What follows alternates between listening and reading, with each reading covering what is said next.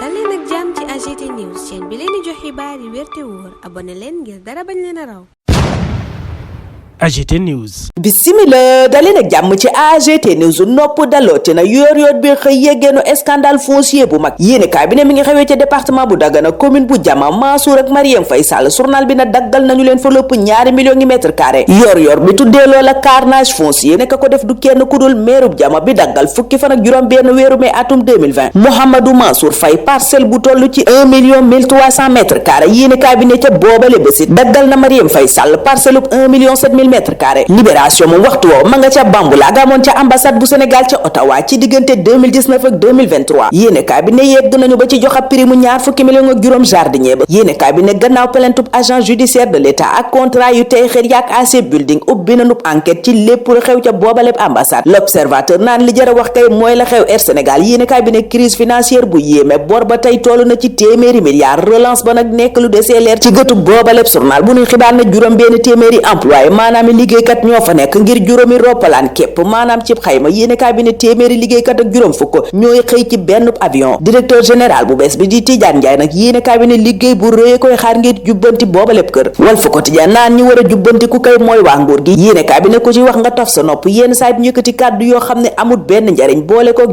déclaration yuy jur coow journal bi fësal ci xëtam gu njëkk capitaine Seydina Oumar Touré ak Cheikh Oumar Diagne mooma sax yéenekaay yu bari daanaka moom lañu xëyee bokk ca laas mën a yëkkateeti na coow ndax li mu wax ci tirailleurs yi journal ba ne tirageur kay moo am ca moom Cheikh Oumar Diagne ñépp a ko songo tribune ne Sénégal yépp kat la choqué ci kàddoom yooyu mu yëkkati ne tirailleurs Sénégal yi ay traître lañu yéenekaay bi ne kàddu yooyu mu wax nag dafa wuute sax ak li président Bassirou Diomaye Faye gëm ba def ko keroog benn fan weeru décembre muy sargal yooyale tirailleurs kàddu yëm yëkkati ca ñooña nag journal bi ne dafa metti seeni mbokk ba nu ne dana nu ko plainte moom Cheikh Oumar Diagne moom moomee sax la l'observateur di jàngat journal bi nataalal ñu ministre conseiller directeur des moyens généraux ba ca palais dellu siwaat ci jaar-jaaram pakk-pakk yi ci am ak liberté d'expression na mu ko gisee l'info moom ni mu gisee Cheikh Oumar Diagne mooy bule ci tànk président Bassirou Diomaye Faye yéenekaay bi ne gàllankoor la mujjee doon ngir njiitu réew mi ko tabb njiitu réew mooma ko tabb tey moom Cheikh Oumar Diagne lancé na gaañi saaxo jàpp na ne moom la warati moom PCA bu APIX ma nga yëkkate me ministre conseil bi wax ci tirailleurs yi ba jur coow ci réew mi ca réew mi quotidien mi ñuy xibaar na it surtout tirailleurs yi fas nañu yéene porter plainte Cheikh Oumar Diagne mi ne seen maam ya ay traître lañu woon journal booba it dinu xibaar ne Barthélémy Dias ñàkk na pàcc gu njëkk ci li mu doon dabu tekki ndombal tànkam ci assemblée nationale ca kanamu conseil constitutionnel yéenekaay bi ne conseil constitutionnel mooma daa xamle ni mënta lijjanti moomale mbir da caa incompétent l'informateur ne waaye taxut Bart bàyyi ndax jublu na ca cour suprême journal bi ne foofa la mu fa kalaame ji mooy tekki ndombal tànkam ca mairie bu Ndakaaru excès de pouvoir la dem jooytu ji ca kanamu cour suprême waxtu woowu bureau municipal bu Ndakaaru yéenekaay bi ne ña ngay interpeller Ousmane Sonko ngir police teggi tànk ca mairie ba mu leen di tere dugg conseil municipal booba journal bi ne tey ji sax lañu ko convoqué ngir voter budget 2025 yéenekaay bi ne ku maywul ñu jëm ci beneen bras de fer jamono jooja ca la Soleil jàngu bi di wote jàmm yéenekaay bi ne feetu Noël bi Ndakaaru ba Ziguinchor yéenekaay bi ne jaar Mbàkke ak Jurbel Louga ak Sédhiou ñoom ñépp jàmm lañu wote ak àdduna boo xam ne ñépp a yem ñéppit gis ci seen bopp lii quotidien ne Monseigneur Benjamin Ndiaye Noëlub 2025 bi la mu ca santaane it bokk na nanu jiital nit jiital dunduk doomu aadama fay daal ko jox ko gëddam yéenekaay bi ne soyons des promoteurs de la vie humaine ci gàttal moom la Monseigneur Benjamin Ndiaye woote ne jafe-jafe yi bari na ñàkk gi tar na waaye kenn ku ne ci ñun mën ngaa def dara ngir sàmm bakkanu doomu aadama ak dundam journal bi noppi ca loola wax ci ñi loru woon diggante 2021 ak 2023 muy violence préélectorale yi journal bi ne càmbar nañu ba tee téeméeri dossier ak fukk ak ñaar yoo xam ne seeni borom war nañu leen a jébbal ndàmpaay ku wuuteeg point actu mi ne 99 dossier lañu instruire maanaam juróom-ñeent fukk ak juróom-ñeent dossier laas ne lum ci mën a doon daal juróomi milliards lañu jagleel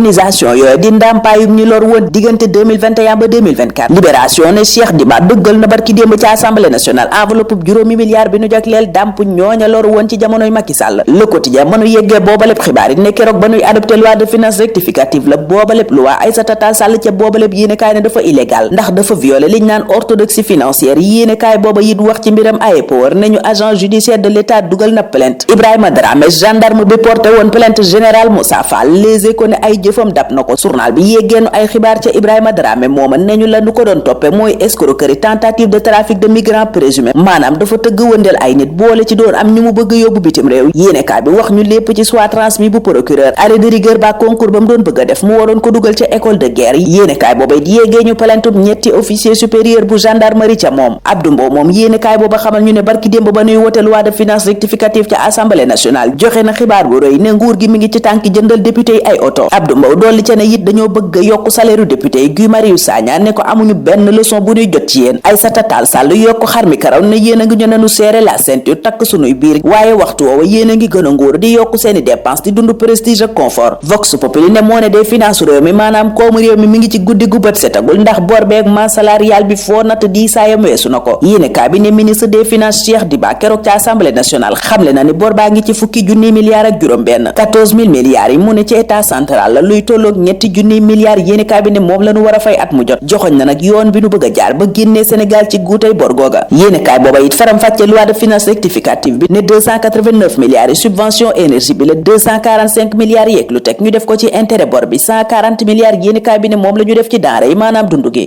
73,67 milliards yi journal bi ne ci mbay mi la dem ñaar fukki milliards yee des moom la ñu tëgg élection législative yi nu weesu. jamono jooja l'observateur di nu xibaar ne guddi gi nu weesu teg nañu loxo ñaar téeméer ak ñeent fukk ak ñeenti nit yéenekaay bi ne la ñu leen jàppe bokk na ca alcool drogue ak agression waral journalu groupe Futurs Médias bi ne Noël bi moom ci haute surveillance la nekkoon jaraaf moom sanction yu rëy la kaaf teg ci kaw. yéenekaay bi ne la ko waral mooy fitna gi amoon ci jonganteem ak USM bu Alger daan yi yéenekaay bi ne ñeenti match à huis clos la maanaam yoo xam ni kenn du ko seetaan si ñaari sursis la amande ba yit di alamaan bi yéenekaay bi ne toll na ci fanweeri million ci xaalisu CFA. ñu taxaw foofa ñun ñaanal leen kenn dal ak jàmm dig daje ëllëg incha allah. AGT News.